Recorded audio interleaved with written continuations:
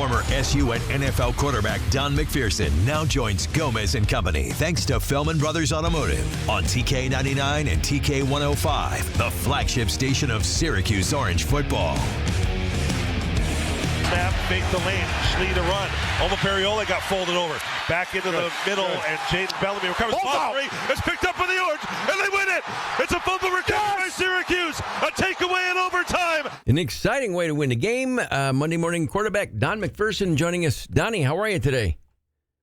I'm great, Gomez. How are you, sir? Good. And an exciting game. And at times, it was one of those games, Donnie, where there was back and forth emotions. Where I was sitting when they went down early, it would have been, was it 21-3 or 18 whatever it was? Yeah. Early on, and then there was the rumbles of like, here we go again. Here it is November, and we just can't seem to turn the corner. But then they played well, and again, they don't have any panic. And Coach Fran and Kyle, they just kind of seem to be able to kind of keep it together and keep control on the sidelines, maybe more than in recent years. But it was an exciting game. It was, and I said this before the game that going back to when I was playing back way back in the early days of the century, there was a moment we played when we played Virginia Tech. There was a moment when our coach George DeLeon wrote the word character on the blackboard at halftime when we were losing. He just walked out. He just like, what do you have? Who are you, and how are you going to? And I think this was the game that this team showed some character, and they hung in there. They were down. To your point, people were just, here we go again. It's November, and the teams are going to tank, and this team just showed a lot of character in this football game. Yeah, they showed character, and then Kyle, after that game that I'm sure everybody would like to forget against Pittsburgh, a decent game for him, 24-35 for 280 yards and a couple of scores. And again, just down the stretch, keeping it together, and Coach Fran, making the right moves when it had to happen. And it was an exciting win over a team that we've traditionally had problems with.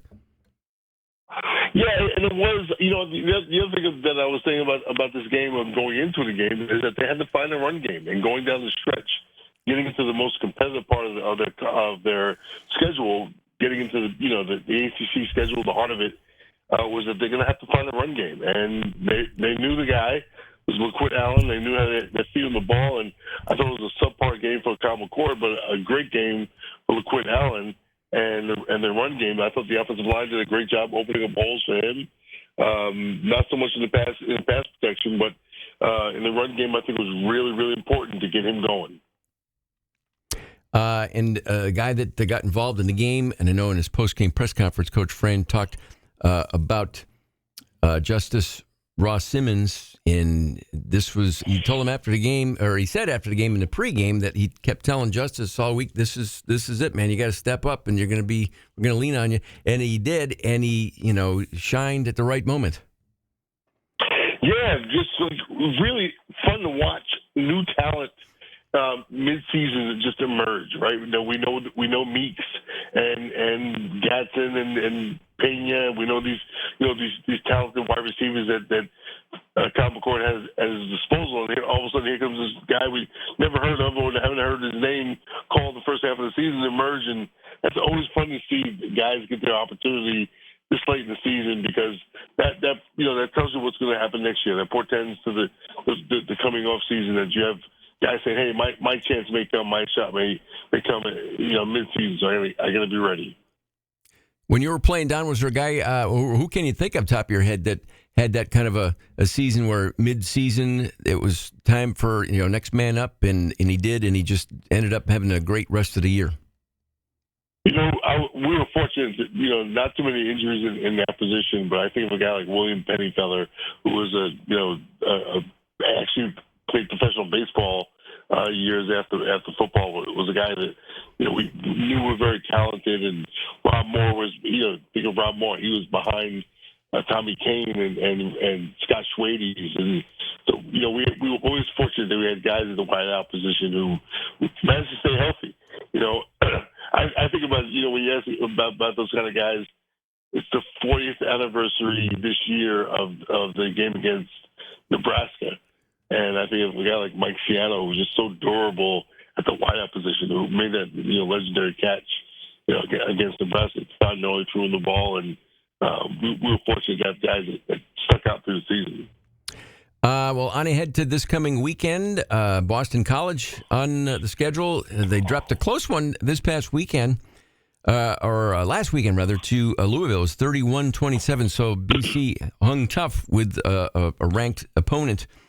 They did get blown out by the same Virginia Tech team that we just beat, but it's always been a good game, SU-BC, old school Big East, Northeast rivalry. Yeah, this is a tricky game. On paper, BC coming into the year, we thought we were going to be a little bit better than they are. They have not played well this year, as well as we thought. They get 4-4 in the season coming in, so not the team we thought they would be. However, two things. One, it's always a tough game. It's always a big rivalry game. Although I'm not sure if those old rivalries are as tough as they used to be.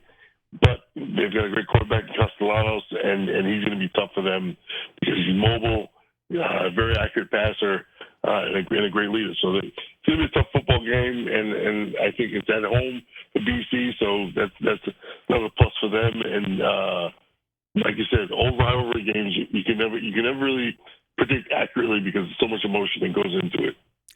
Don, before we let you go, it was a highlight of your weekend. Here it is Monday morning, and I know because you're always flying around doing stuff. What were you doing this weekend? Absolutely nothing. Okay. Good for you. It was awesome. It was a great day of football. Actually, the games on Saturday were kind of boring, kind of slow. There was no great games. Probably the highlight of my weekend was Saturday Night Live and seeing, it's not a political thing, but seeing Kamala Harris on Saturday Night Live was a highlight of my weekend. And then the football games yesterday. Did you watch some NFL? I don't watch NFL. I find, although I did see the highlight of Saquon Barkley, hurdling somebody backwards. Yeah. And I think that's exactly why I don't watch the NFL. Like, what the heck is going on?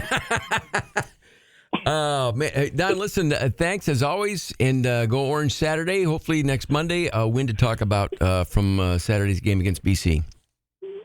All right. Thanks, Donnie. Have a great one. All right. See you soon. Next week. Yep, bye.